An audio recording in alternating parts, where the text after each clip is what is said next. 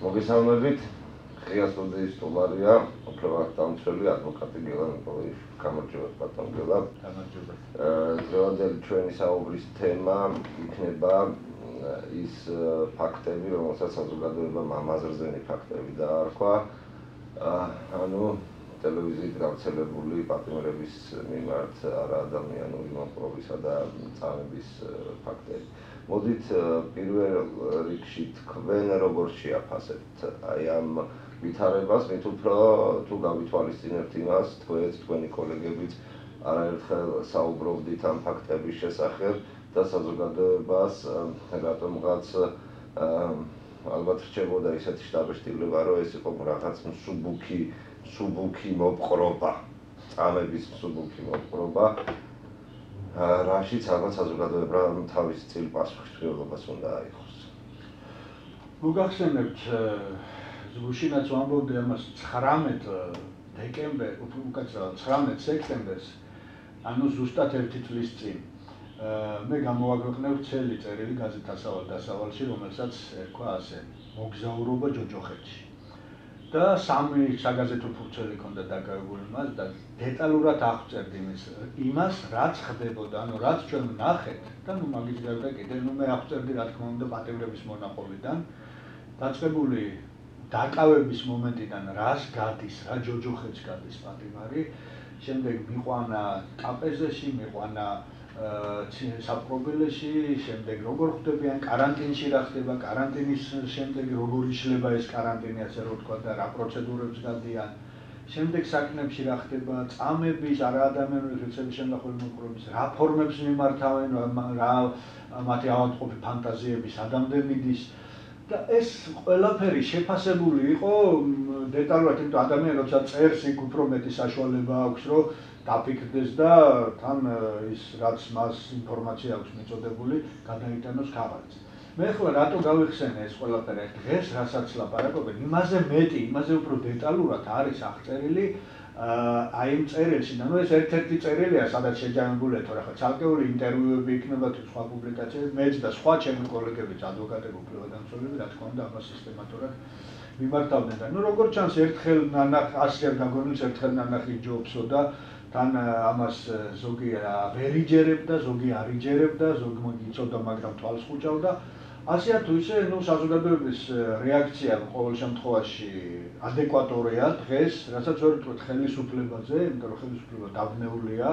მე გუშინ შევარდარე პრეზიდენტი სააკაშვილი კუთხეში მიმწვრთნეული ვირთხას, რომელიც აქეთ-იქით ეხეთქება და არ იცის თავი როგორ დაიძვრინოს, ის თანახმა იქნება არათუ ის 10 და 12 კაცი გაწიროს, არამედ საკუთარი ოჯახი და საკუთარი ცოლ-შვილიც კი დაწეროს იმისაც, რომ სკამი გადაერჩინოს, მაგრამ ეს შეუძლებელია, იმიტომ რომ რაც უკვე ესეთი აშკარა და ნათელი გახდა, თვითონ მისი მომხრეებიც კი, თავგადაკრული მომხრეებიც კი, რომლებიც რა ვიცი, თვალდახუჭული ყველაფერში ენდობოდნენ, არიან შეეჭვებულები, ზოგი აღშფოთებული, ზოგი უკვე აშკარად გამოთქვამს პროტესტს, თურმე ამას ვის უჭერდი მხარს, მაგრამ თუ ბევრი ცდილობს ის დაასაბუთოს, რომ აი სააკაშვილმა არ იცოდა, როგორც წესი ხშირად ხდება ხოლმე ესე, რომ მაგალითად სტალინის მაგალითი და ჰიტლერის თუ სხვების მაგალითი, როდესაც ის საშინელებები გამჟღავნდა, რაც მათი მმართველობის დროს ხდებოდა. ამ მათმა აპოლოგეტებმა დაიწყეს ესეთი პოზიციის დაკავება, არ უნდათ რომ კერპი დაიმსხვრეს და ამბობდნენ ხოლმე, რომ აი ეს სტალინმა არ იცოდა ეს რაც ხდებოდა. ისა, ბატონ გელა, იმავე საღამოს, როდესაც ეს დღის განმავლობაში ინფორმაციები ჩვენ ვნახეთ ტელევიზიით და შემდეგ უკვე როდესაც პირველი საპროტესტო აქცია მოეწყო ფილარმონიასთან, საღამოს დაახლოებით 2-3 საათისთვის გავრცელდა პრეზიდენტის განცხადება, სადაც პრეზიდენტი ამბობს ალბათ იმ კადრების ხილვის შემდეგ, რომელიც ტელევიზიით ვრცელდება, როგორც ყველა თქვენგანი, მეც ძალიან გაბრაზებული და მართლაც სულით ხორცამდე შოკირებული ვარო. თქვენ აი ამ განცხადების შემდეგ ფაქტობრივად მეორე დღესვე განაცხადეთ ესეთი რამ, რომ და გავაგზავნებ ამ თქვენს თემას, რომ ყველა ადამიანი იდიოტია, ვისაც კი აქვს წარმოდგენა იმასთან დაკავშირებით, რომ ეს სააკაშვილმა არ იცოდა, ზუსტად გაგახსენებთ თქვენ სიტყვებს, თუ ვინმე შეერა, რომ გლანის მერვე საპყრობილეში პატიმრების წამებასთან დაკავშირებით გადაღებული ვიდეო მასალის შესახებ სააკაშვილმა არ იცოდა, მას და მას სიამოვნებით არ უყურებდა, ის ადამიანი იდიოტია. მე დავამატე ეთქობა სრული ტექსტი არ არის იდიოტი ან ბრიყვია. ეს დიდი განსხვავება შეიძლება არ არის, მაგრამ სიბრიყვე არის ცოტა განსხვავებული იდიოტობისგან, თუმცა არის ისეთი ადამიანებიც, რომლებიც ამ ორ ნიშანს აერთიანებენ სიბრიყვის და იდიოტიზმის და მაგალითებით შეგვიძლია კონკრეტული პიროვნებების ჩამოთვალა, თუმცა ახლა ეს მნიშვნელოვანი არ არის. მე რა გაძლევთ იმის საფუძველს, რომ პრეზიდენტი შეიძლება მართლა სწოდნოდა ამის შესახებ, ან შეიძლება მან იცოდა, რომ რაღაცა სუბუქი ფორმით იცოდა რაღაც შეიძლება ხდებოდეს, იმიტომ რომ პენტენციალურ სისტემაშიც გვაქვს ჩვენ ფაქტები, როდესაც არაერთი ადამიანი ვთქვათ, იქნა განთავისუფლებული სამსახურიდან და ამის შესახებ მოხსენებები კეთდებოდა ალბათ მის მაგიდაზე იდო სტატისტიკა და პრეზიდენტი ხო არის დასაშვები, რომ ფიქრობდა, რომ იქაც მიდის რეფორმა. ესე იგი სააკაშვილი არის ისეთი მმართველი, ისეთი პრეზიდენტი, რომელიც ყველა დეტალში იხედება, როგორც წესი, ყველა სფეროში და შემდეგ აქვს მას ეს უნარი და ეს თვისება, რომ გადააბრალოს, როგორც კი უკვე კოკა გაწყდება წყალზე და გამჟღავნდება რაღაც დანაშაულებები, მაშინ ხელები დაიბანოს, მე არაფერი არ ვიცოდი. გაიხსენეთ რეფორმა განათლების სისტემაში, სადაც სულ მას ამაყობდა ამგან როგორი თვითონ მსოფლიო ჩვენ განათლების სისტემით ინტერესდება და გადააქვთ ეს მოდელები და არის დირექტორების ლოტოტრონით არჩევა და შემდეგ ერთ მშვენიერ დღეს გამოვიდა და ვინ იდიოტმა მოიგონა ეს ლოტოტრონებიო განაცხადა. ვინმე სჯერა, რომ სააკაშვილმა არ იცოდა, რომ ლოტოტრონებით არჩევდნენ დირექტორებს. ან მეორე სამხედრო სფეროში გატარებული რეფორმებით როგორ ამაყობდა და ოქროაშვილი იყო, რა ვიცი, რამის ვარსკვლავ ბიჭუნა და მისი სამაგალითო მინისტრი და ყველგან აქებდა, როდესაც ბევრი რაღაცა გამჟღავნდა და იქ ჟანგიანი ისინი და გაფუჭებული იარაღები და ტანკები ყოფილა ნაყიდი და იქ ბევრი ფული მოტეხილი, ასე რომ ვთქვათ, შემდეგ აღმოსავლ ეს რა ყოფილა. ახლაც, როდესაც სააკაშვილი პენტენციურ სისტემაში არსებულ მდგომარეობაზე საუბრობდა, ყოველთვის ამაყობდა, რომ ბაჩო არის ის მინისტრი, რომელმაც გაქაჩა, რომელმაც დაამარცხა წარმატებით კრიმინალური სამყარო და გულუბრყვილო უნდა იყოს, უბრალოდ მართლა სიბრიყვემდე მისული გულუბრყვილობაა ეს, რომ ვინმეს ეგონოს, რომ ეს ადამიანები გამოდიოდნენ საკუთარი მიცი რა ქვია, სურვილით აღიარებდნენ ამ ყველაფერს, ამ ვიდეო ჩანაწერებს თუ გვაჩვენებდნენ ეს წამდაუწვომ და ზუსტად ასეთი აღიარებები იყო 30-იან წლებში, როდესაც ბომბეიდან ლონდონამდე გვირაბის გათხრას იბრალებდნენ ადამიანები, ან სხვებს აბრალებდნენ და იქაც ზუსტად იგივე მეთოდები იყო. ამიტომ რა თქმა უნდა სააკაშვილი იყო ის პიროვნება, რომელმაც მწვანე შუქი მისცა, ესე იგი პირდაპირ ხელფეხი გაუხსნა ბაჩო ახალაიას, რომ ეს სისტემა დაემკვიდრებინა. რა თქმა უნდა, ამ სისტემის შემქმნელი ბაჩო ახალაია იყო 2005 წლიდან მოყოლებული. მე ძალიან დეტალურად ვარ ჩახედული, იმიტომ რომ ჩემი კლიენტები, ვისაც მე ვიცავდი, უშუალოდ ეხებოდნენ სწორედ მათ, უშუალოდ ბაჩო ახალაია ცემდა, უშუალოდ ის აწამებდა, უშუალოდ მეგის კარდავა აწამებდა. იქნებოდა ეს კანონიერი ქურდი, კრიმინალური ავტორიტეტი თუ ჩვეულებრივი პოლიტიკოსი, პოლიტიკურ ნიადაგზე დაკავებული ადამიანი, ყველას მიმართ სიგნალი მოდიოდა იქიდან, რომ უფრო მეტიც არათუ სიგნალი, არამედ ეს უნდა ფირზე დაფიქსირებული იყო და აგერ როგორ აფიქსირებდნენ. თვითონ აფიქსირებდნენ, ეს ხო ფარული ჩანაწერი არ არის. კომპრომეტირებისთვის ჭირდებოდათ ეს მასალა და მე დარწმუნებული ვარ, რომ დიდი ხალისით ამ კადრებს და ამის მსგავს კადრებს პირადად სააკაშვილი უყურებდა და პირადად სიამოვნებდა ის, როგორ გატეხეს მათ, როგორ დააბეჭავეს, დააჩმორეს, ასე რომ ვთქვა ჟარგონით, ეს ადამიანები, საერთოდ პატიმრები იქნებოდა ეს კრიმინალური სამყარო თუ სხვა რიგითი პატიმრები და ამით გამარჯვებულად ეს დაკომპლექსებული ხალხია, ეს არიან ადამიანები, რომლებიც თავიანთი კომპლექსების რეალიზაციას და დაფარვას ახერხებენ ასეთი მეთოდებით, რომ სხვა ადამიანებს ატირებენ, აუპატიურებენ, აწამებენ, ამით რაღაცა თავის სიმაღლეს გრძნობენ და ეს ასეთ ადამიანთა რიცხვს სააკაშვილიც განეკუთვნება, ბაჩო ახალაიას განეკუთვნება, მეგის კარდავას განეკუთვნება და რაც თავარია, ამას შედეგი მოქონდა. შედეგი იმ თვალსაზრისით, რომ წესრიგი მყარდებოდა პენტენციურ სისტემაში და იქ მართლაც იყო წესრიგი. ისეთივე წესრიგი, როგორც იყო ფაშისტური გერმანიის საკონცენტრაციო ბანაკებში, სტალინის გულაგებში, საერთოდ ნებისმიერ დიქტატორულ რეჟიმში არის წესრიგი, მაგრამ თავარი ის არის, რომ ჩვენ როგორი წესრიგი გვინდა, გაუპატიურებებზე და წამებებზე დამყარებული წესრიგი, რომელიც ასევე წესრიგია, თუ ადამიანის უფლებების პატივისცემაზე დამყარებული წესრიგი, როგორც ეს დასავლეთის დემოკრატიული ცივილიზაციის. ბატონ გელა, ამავე განცხადებაში პრეზიდენტი ამბობს ერთ რამეს, თვითონ ამ ადამიანებთან მიმართებაში დღეს მინდა განუცხადო ამ დანაშაულის ყველა მსხვერპლს, ოჯახის წევრებსა და მთლიანად საზოგადოებას, რომ საქართველოს, რომელსაც ჩვენ ვაშენებთ, რომელსაც მე ვაშენებ ყველასთან ერთად, ეს საქართველოს არ მოითმეს არც მსგავს დანაშაულს, არც მსგავს რაიმე კლიმატს. ეს არის ბოდიშის მოხდა საზოგადოებისათვის თუ ეს არ არის ბოდიშის მოხდა, ეს არის აი ზუსტად იმ ვირთხის კუთხეში მეყენებული ვირთხის აკეთიკით გაფართხალების ცდელობა, რომ თავი გადაერჩინოს, ვინაიდან ის არ აღიარებს ამ დანაშაულს, რომ თვითონ არის, თუნდაც პოლიტიკური პასუხისმგებლობა, ის ამბობს, რომ აი ცუდი პიროვნებები ვიღაცები აკეთებდნენ ამას, თითქოს მათ ის აქვს სიზმარში დაესიზმრათ, რომ ესე უნდა მოიქცნენ, მასობრივად ცემონ ყოველ სისტემატურად პატიმრები, გადაიღონ კადრები, აწამონ და თითქოს ეს მათ ანიჭებთ სიამოვნებას. ხელმძღვანელობის, ნებართვის კი არა, ხელმძღვანელობის მითითების გარეშე არ მოხდებოდა არც ერთი ასეთი მსგავსი შემთხვევა. მე აქ ერთ რამეში დაგეთანხმებით და ამ შემთხვევაში პოლემიკაში არ შემოვდივარ თქვენთან ერთადერთი მომენტი და გამომდინარე, რომ ეს პირები, რომელიც ამ დღეების განმავლობაში ვრცელდება, ჩემთვის როგორც მოქალაქისთვის არის ისევე ამაზრზენი და ისევე შემაწუხებელი, როგორც არ შემხვედრი ადამიანი, რომელიც შეშფოთებული არ არის სიმართლე რო გითხრათ და ამ შემთხვევაში პოლიტიკურ კუთვნილებას არავითარი მნიშვნელობა არ აქვს. რატომღაც დავითვალეთ ჩემს ირგვლივ მყოფი ოჯახები და ახლობლები, რომლებიც საპატიმრო ადგილებში არიან დღეს და საკმაოდ სოლიდურ ციფრამდე მივედი. ეს არიან თქვა ჩემი ოჯახის ახლობლები, მეგობრები და ასე შემდეგ. მე არ ვამბობ და ამ შემთხვევაში არ ვეწინააღმდეგები არავის იმასთან დაკავშირებით, რამდენად კანონიერად იხდიან ისინი საჭიროს თუ უკანონოდ, მაგრამ მე გამიჩნდა მათი უსაფრთხოების, მათი სიცოცხლის და მათი დაუცველობის გრძნობა და ყველაზე დიდი უბედურება, რომელიც ამ წუთას არის, რომ მე როგორც მოქალაქე ვარ უმწეო ვთქვათ მათ რაიმე ფორმით გადავეფარო, როგორც ინდივიდი.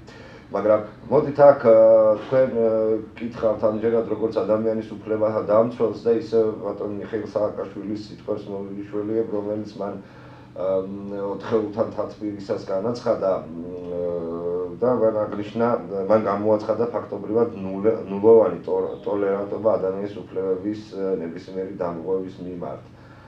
ჩვენ გვახსოვს ნულოვანი ტოლერანტობა ნებისმიერი დანაშაულის მიმართ, როდესაც ფაქტობრივად ერთი და იგივე დანაშაულისათვის, ერთი და სხვადასხვა სახის დანაშაულისთვის ვიღაცას რო პოლიში და ბავშვს თუ რაღაცა რო მოიფარა, ამისათვისაც და თქვათ ვიღაცას უფრო დიდი დანაშაულისთვის შეიძლება ერთნაირი სასჯელის ვადა ქონოდა და მორალური და ზნეობრივი კრიტერიუმისგან დაიცალა ფაქტობრივად კანონი, მაგრამ ამ შემთხვევაში ჩემთვის ცოტათი გაუგებარი ხდება ესეთი რამ, რას ნიშნავს ნულოვანი ტოლერანტობა. თქვენ როგორც ადამიანის უფლებათა დამცველმა ამ შემთხვევაში იქნება უფრო მეტი განმარტება მომცემს. მოგახსენებთ, მე ამ ფრაზაზე ყოველთვის ვამბობდი, დიახ, რა თქმა უნდა, ნულოვანი ტოლერანტობა უნდა იყოს ნებისმიერი დანაშაულის მიმართ.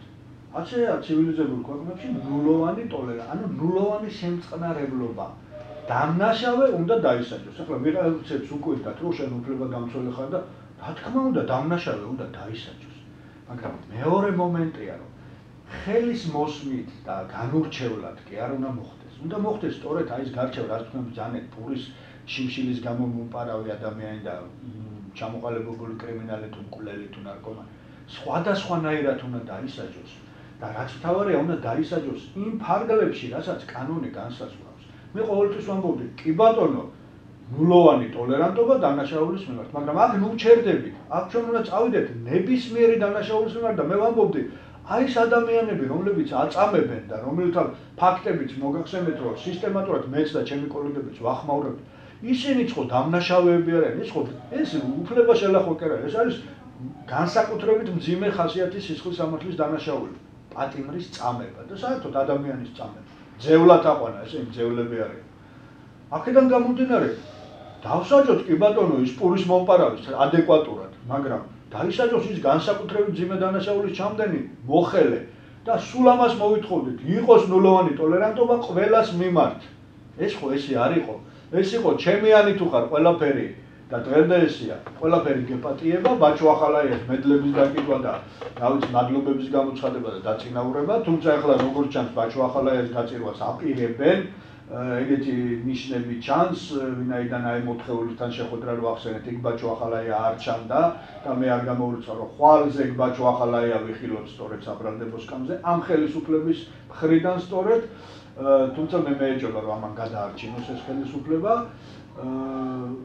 მაგრამ ეს მაშინ კი არ უნდა ხდებოდეს, როცა შენ პოლიტიკურად გაწყობს. ეს მაშინ უნდა ხდებოდეს, როცა ეს უნდა გახდეს შენი ცხოვრების წესი, დამკვიდრებული წესი. და რომელიც უნდა იყოს დამყარებული კანონის უზენაესობაზე, დამნაშავეობის მიმართ ნულოვან ტოლერანტობაზე კი ბატონო. მაგრამ არა ის, რომ რაღაცა 2 და 3 წელი რო შეიძლება ადამიანს ეკუთვნოს სანსულაც პირობითი სასჯელი შეუფარდო 30 და 40 წელი, როგორც ეს ამათ არის. ბატონო, მე გავიხსენებ აქ ერთ ძალიან მნიშვნელოვან ფაქტს.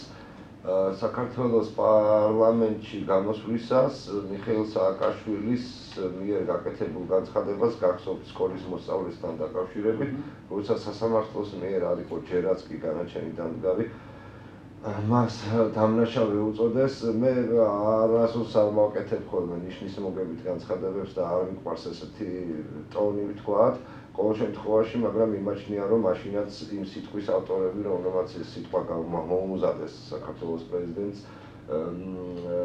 ძალიან ცუდი სამსახური გაუწიეს მას, როცა ეს ათქმევინეს.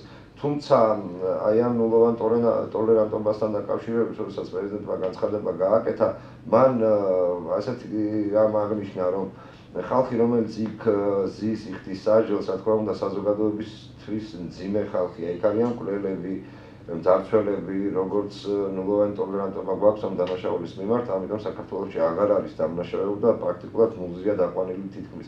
აი ამ ნაწილში თქვათ, თქვენ გეთანხმებათ თუ თქვენ ეთანხმებით, თქვათ, არა აქვს მნიშვნელობა.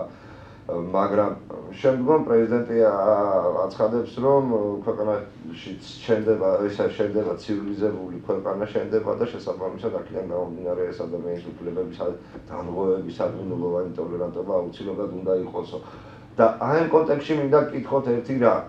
ერთი სტრუქტურის, შინაგან საქმეთა სამინისტროს, რომელიც ამ შემთხვევაში რომლებიც აერთიანებს მრავალშიდა სტრუქტურას. შინაგან საქმეთა სამინისტრო არის ის სამსახური, რომელიც იცავს წესრიგს და ამავე დროს დანაშაულის კვეთაშიც მონაწილეობს, აკავებს იქ ადამიანებს და შემდეგ. საპატრონო პოლიცია შევიდა პენიტენციალურ სისტემაში. კანონით რამდენად არის დაშვებული ეს, რამდენად არის შესაძლებელი, რომ ერთი უწყების ამ შემთხვევაში პენიტენციალურ სისტემის ვთქვათ იმ მოდელს, რომელსაც ჩვენ ვეუბნებოდით დასავლეთს, რომ ჩვენ აი საუკეთესო და კარგი სისტემას ვხდით და შემდეგ აი ამ სისტემაში შედის პოლიცია. მოგახსენებთ. რა მნიშვნელობა აქვს საპატრულოა ეს თუ რაღაცა მე გეუბნებით უწყება შედის. შინაგან საქმეთა სამინისტრო. რამდენად არის ეს კანონით, რამდენად არის გამართული ქმედება. ეს არის სამართლებრივი ნონსენსი. არანაირი კანონი არ ითვალისწინებს, რომ ერთმა უწყებამ მეორე უწყებაში პრეზიდენტმა ესე თქვა, მშვიდობიანი მიზნითო თუ მშვიდობის დამყარების მიზნითო, რა თუნდაც ესეთი უცნაური ფორმულირებით შევიდეს იქ და ქმედებები განახორციელოს. მაგრამ ჩვენთან ახლა ეს სამართლებრივი ნიჰილიზმი ნორმათ არ იქცეული, თუმცა რომ პარლამენტი რომ მუშაობდეს, მეორე დღეს შეცვლიდნენ კანონს და იტყოდნენ, რომ აი კანონი არის ეს, მაგრამ პარლამენტი უკვე აღარ მუშაობს. თუმცა დავით ბაქრაძე აცხადებს, საპარლამენტო კომისია უნდა შეიქმნას და რომელი საპარლამენტო კომისია, როცა აღდგეს ყოველ შემთხვევაში ამ პარლამენტს ჯერჯერობით უფლება აუცილებლად გასული არაა და მიკეთილების შემთხვევაში მათ შეუძლიათ შეიკრიბონ ნებისმიერ დროს. კანონი ამას კრძალავს არჩევნებამდე პერიოდში, თუ არჩევნებს გადადებენ კი, ისი საფრთხე სხვათა შორის შეიძლება არსებობდეს. მაგრამ მე ისევ დაუბრუნდები იმას, რომ პრეზიდენტმა თავისი ბრძანებულებით მიანიჭა მათ ეს უფლებამოსილება, ესეც კანონის დარღვევაა, იმიტომ რომ კანონქვემდებარე აქტი კანონიდან უნდა გამომდინარეობდეს და კონსტიტუციიდან და არა ეს ნებისმიერი ეს უფლება უნდა კონდეს პრეზიდენტს ნებისმიერ კანონსაწინააღმდეგო აქტის შექმნას, მაგრამ დავანებოთ ამას თავი. რეალურად რა ხდება? იმ პიროვნებას მიენიჭა დღესდღეობით ბაჩო ახალაია ისევ მინისტრია, ჯერჯერობით. და ისევ უწყებას მიენიჭა, იმ პიროვნებას მიენიჭა, იმ პიროვნების მიერ დაქვემდებარებული პიროვნებისადმი დაქვემდებარებულ უწყებას, რომელმაც ეს ყველა ეს საშინელებები იქ შექმნა. ეს ფორმები და მეთოდები ამ მართვის. აქამდეც რეალურად ხელმძღვანელი ბაჭო ახალაია იყო ის და ხათუნა კალმახელიძე საერთოდ სარეელი ადგილი იყო, თუმცა ეს მის პასუხისგებლობას არ აჩიებს, მას თავის პასუხისგებლობა რა თქმა უნდა გააჩნია. მაგრამ რეალურად ბაჭო ახალაია მართავდა ამ სისტემას. ეხლა ასე რომ ვთქვათ, გაუპრავა და მიანიჭა ეს უფლებამოსილება თუ აპირებენ ბაჭო საერთოდ გაძევებას გუნდიდან და დაპატიმრებასაც კი მე ეს არის, თუმცა ეს ეჭვები მეც და ბევრსაც გაუჩნდა მას შემდეგ, რაც იმ 4 ხეულში ბაჭო ახალაია არ ჩანდა, არა და პირველ რიგში იქ ბაჭო ახალაია უნდა ყოფილიყო.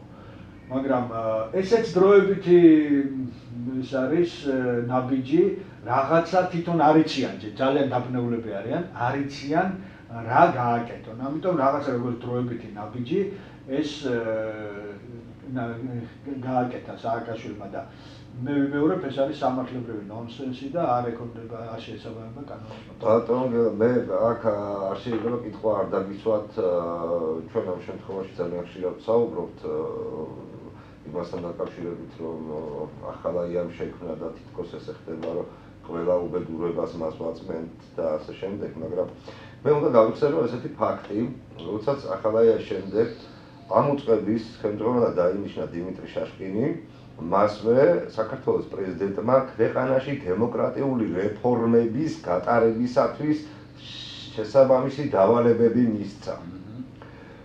შაშკინი რა თქმა უნდა აღმოჩნდა წარმატებული მინისტრი, წარმატებელი მინისტრები ჩვენ ფაქტობრივად არ გვყავს და ერთადერთი შემთხვევა არის ხათუნა კალმახელიძე, რაოდენ გასაკვირიც არ უნდა იყოს, რომელსაც თვითონ განაცხადა, რომ სამსახურიდან თანამდებობიდან გადადგება.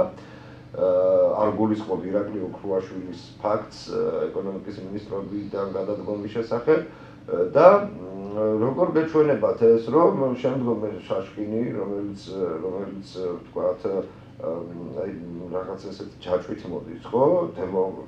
პენტენციალურ სისტემასაც ხელმძღვანელობს, პარალელურ რეჟიმში დემოკრატიულ რეფორმებს ხელმძღვანელობს საქართველოში, ამ შემთხვევაში თუ კი ეს ტენდენცია გრძელდებოდა, როგორც თქვენ და ბაჭო ახალაია არის ახლა ქვეყნის დამგრევი, ხო?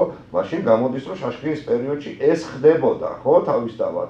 როგორ ახერხებდა ეს კაცი იმას, რომ აქ დემოკრატიული რეფორმები ეკეთებინა? გახსოვთ ერთი ფრაზაც პრეზიდენტის მიერ ნათქვამის, რომ შეიძლება მე არ ვიყო, მაგრამ შაშკინი იქნება ეს იყო განათლების მინისტრად მისი წარდგენის წარდგენისა და ერთ-ერთი ღონისძიების დროს, როდესაც შემდგომ ის არ აკვია და ამ შემთხვევაში თუ კი ეს გრძელდებოდა იქ სისტემაში და იმ პერიოდში შაშკინის დანიშვნა განათლების მინისტრად დანაშაული არის უკვე, პლუს თუ კი ეს პროცესი გრძელდებოდა და იყო შაშკინის პერიოდში საჯარო აღსრულების დეპარტამენტში, დღეს მისი თავდაცვის მინისტრობაც დანაშაულია, ხო? მე ამ შემთხვევაში ეს მომენტი არ მაინტერესებს, მე მაინტერესებს როგორ ახერხებდა, იმიტომ რომ თქვენ როგორც უფლებათა დამცველს მაშინ გქონდა შაშკინთან შეხების მომენტები და მორალური და ზნეობრივი გადასახედიდან გამომდინარე, მინისტრი შაშკინი, რომელსაც უკან ქონდა ეს ისა რა ქვია ტუსაღების დასჯის აი ასეთი დიდი მექანიზმი შექმნილი, როგორ ახერხებდა დემოკრატიისთვის ბრძოლას. მე დავიწყებ იმით, რომ რა თქმა უნდა ყველაფრის შეწმენდა ბაჭო ახალაიაზე არ შეიძლება. ბაჭო ახალაიამ უბრალოდ ცხოვრებაში გაატარა ის გეგმა, რომელიც მას დაუსახა მთელმა გუნდმა სააკაშვილის ხელმძღვანელობით და მთელი როდესაც ამბობთ ჩვენ ერთი გუნდი ვართ, ეს მართლა ერთი გუნდია, კრიმინალების ერთი გუნდი. აი, როდესაც არის სხვა შორის პატიმრები ამბობდნენ, რომ როდესაც ეს ცემები მიმდინარეობდა და 10, 12, 15 კაცი ესე გაატარებდნენ კორიდორში და ურტყავდნენ, ვინც მაგრად არ დაარტყავდა, ან ვისაც შეენანებოდა და საერთოდ არ დაარტყავდა, მას საყვედურობდნენ და შეიძლება ის სამსახურიდანაც კი გაეთავისუფლებინათ, იმიტომ რომ გუბიერება გამოიჩინა და საერთო გუნდში ამ კრიმინალურ ქმედებაში მათ მხარი არ აუღა. ამიტომ ის რომ ვინმეს გადაბრალდეს ეს კონკრეტულად ერთ პიროვნებს, რა თქმა უნდა, დანაშაული მეტნაკლები არსებობს და ჯანების გამცემი არის სხვა, არის გამცემი შემსრულებელი სხვა და კიდევ არის ისიც დანაშაულია, შეიძლება არ ღებულობ მონაწილეობას, მაგრამ შენი სიჩუმით დანაშაულის შეუტყობინებლობა არის ეს კი შედარებით სუბუქია, მაგრამ მაინც დანაშაულია, რომ იცი დანაშაული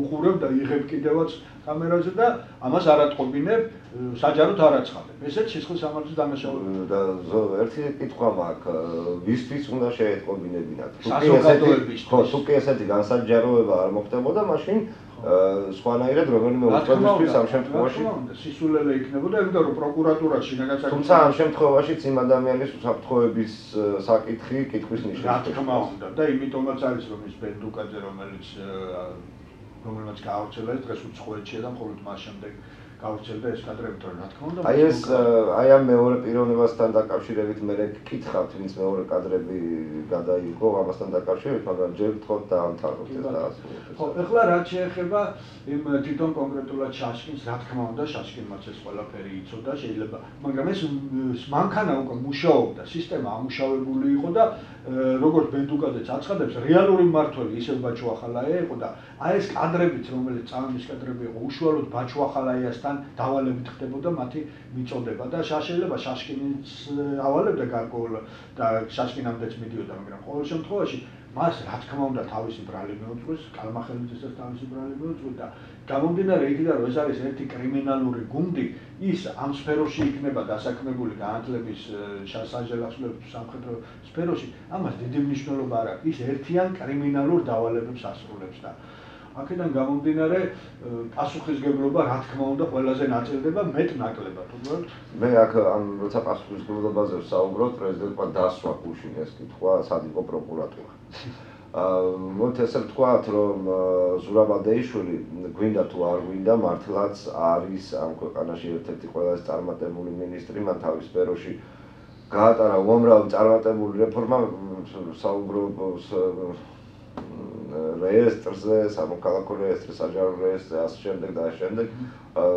სისტემა საკმაოდ გამართულად მუშაობს, მაგრამ იუსტიციის სამინისტროს დაქვემდებარებაში არის სწორედ ეს პროკურატურა და პრეზიდენტმა პირდაპირ არ უსაყვედურა ადეიშვილს და ამ შემთხვევაში პროკურატურაზე გააკეთა აქცენტი თუ რატო როგორ ვფიქრობთ? მოგახსენებთ, ნუ ესეც თამაშის ნაწილია, პიარის ნაწილია, რომ თითქოს პროკურატურა რაღაცა სხვა არის ნორმალურ ქვეყანაში, რა თქმა უნდა, ის სხვა უნდა იყოს და თავის ფუნქციებს ასრულებდა. უნდა ითქვას, რომ როდესაც არის კრიმინალური ჯგუფი, იქ ამ ფუნქციებზე არ არის ლაპარაკი. აქ ლაპარაკი არის იმაზე, რომ ეს დანაშაული იქნას დაფარული. აი, როდესაც ლაპარაკობდა სააკაშვილი, მე გაბრაზებული ვარ ძალიან. მე ჯერ არ მეპარება, რომ გაბრაზებული იყოს, მაგრამ გაბრაზებული იყო იმიტომ, რატომ მოხდა ამ ინფორმაციის გაჟონვა, რატო გახდა საჯარო ეს ინფორმაცია, თორე იმიტომ არა, რომ მან ახალი აღმოჩენა გააკეთა და მაშინ გაიგო პირველად.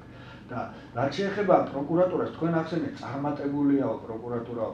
მე იუსტიციის სამინისტროზე ვსაუბრობ. ხო, ბოდიში, ხო, იუსტიციის პირველად ზურაბ ადეიშვილი. კი ბატონო, პირველად ზურაბ ადეიშვილის წარმატება გამოიხატება იმაში, რომ მან შექმნა სისტემა, თუ ამას წარმატება დავარქმევთ, კი ბატონო, სადაც რომელიც ავსებს ბიუჯეტს პატიმრებისგან გამოძალული ფულის ხარჯზე. პატიმრებისგან ჩამორთმეული ქონების ხარჯზე. ახლა ზოგი დამნაშავეა, ზოგი უდანაშაულოა, მაგრამ განურჩევლად თავარი მიზანი ამ სისტემის არის ბიუჯეტის შევსება მილიონობით, ათეულ მილიონობით ლარი შედის.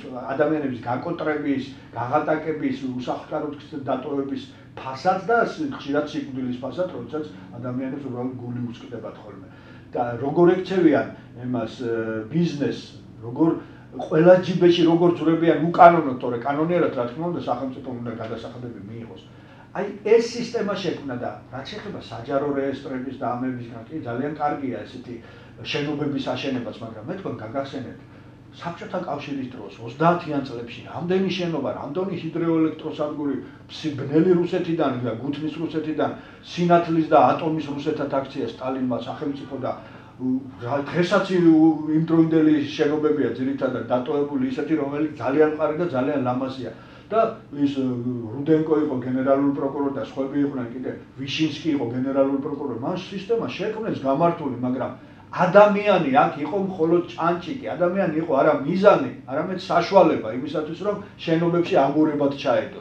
ასეთია ბუნება დიქტატორული რეჟიმების. ასე იყო ფაშიზმი, ასე იყო ბოლშევიკური რუსეთი და ასეა დღეს სააკაშვილის ხელისუფლება, რომელიც დგას შიშზე, ძალადობაზე, მოტყუებაზე და მოსყიდვაზე. აი ეს არის მთელი ბუნება და აქედან გამომდინარე მე ვერ დავარქმევ წარმატებულს ვერც ერთ სტრუქტურას, თუნდაც მან გარეგნულად კარგი გზები დააგოს, კარგი ბევრი ბიუჯეტი შეიტანოს, კარგი შენობები ააგოს და თუნდაც გაამარტივოს და თუნდაც შუა რგოლებში ქთამის აღება მოსპოს. ახლა რომელი ურჩევნია, რა თქმა უნდა, მექრთამეობა და კორუფცია არის დანაშაული და უნდა ამოიჯეროს, მაგრამ ადამიანისთვის ისევე ავიღოთ, რომელი უფრო მისაღებია ის, რომ მან უდანაშაულობთ, ან თუნდაც ნაკლები დანაშაულისთვის ხელოვნურად დაუმძიმონ სასჯელი და გადაუხადოს 100,000-ობით ლარი, თუნდაც 50 და 20,000 ლარი თუ დოლარი ოფიციალურად ბიუჯეტში, რომლიდანაც მე ის ნაწილდება პრემიების სახით ისევ მოსამართლეებზე და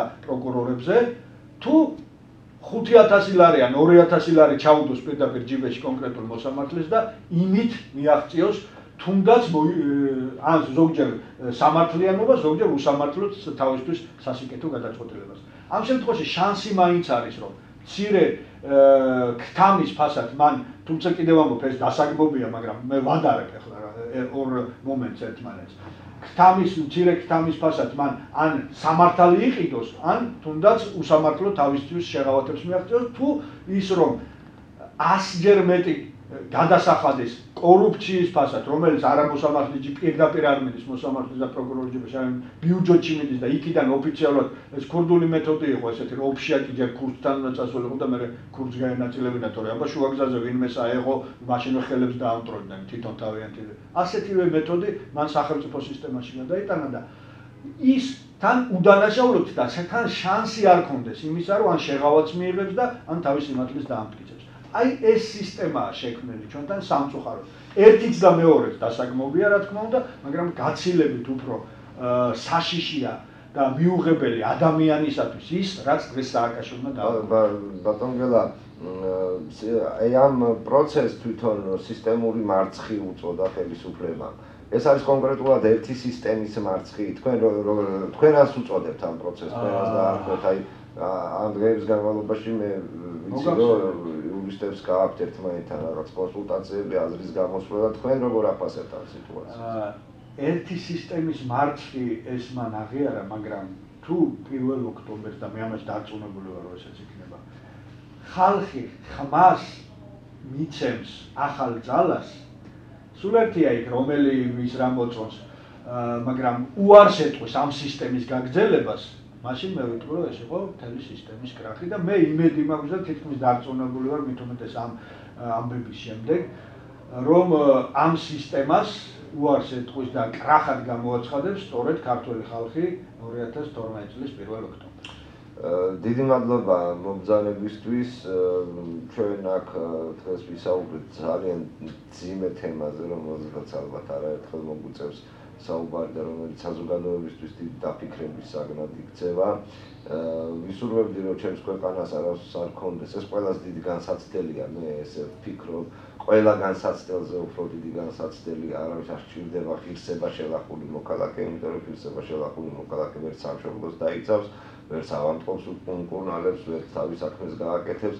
აქედან გამომდინარე ვისურვებდი,